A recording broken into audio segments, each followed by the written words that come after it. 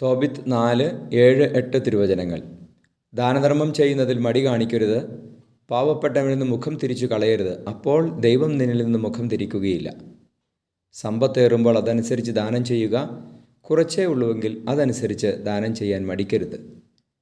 പരിശുദ്ധ പരമ ദിവ്യ കാരുണീശ്വയ്ക്ക് നേരവും ആരാധനയും സ്തുതിയും പുകഴ്ചയും ഉണ്ടായിരിക്കട്ടെ.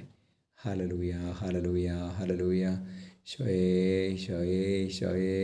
നന്ദി, ആരാധന, സ്തുതി. കർത്താവേ, മാലാഖമാരോട് ചേർന്ന് സ്തുതിക്കുന്നു.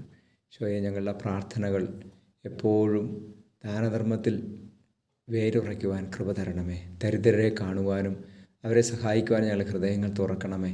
ഈശോയെ, അനുഗ്രഹിക്കണമേ.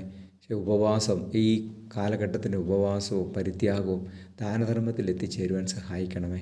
നമ്മുടെ കർത്താവ് യേശു മിശിഹായുടെ കൃപയും പിതാവായ ദൈവത്തിൻ്റെ സ്നേഹവും പരിശുദ്ധാത്മാവിൻ്റെ സഹവാസവും നിങ്ങളോടുകൂടി ഉണ്ടായിരിക്കട്ടെ, ഇപ്പോഴും എപ്പോഴും എന്നേക്കും. ആമേൻ.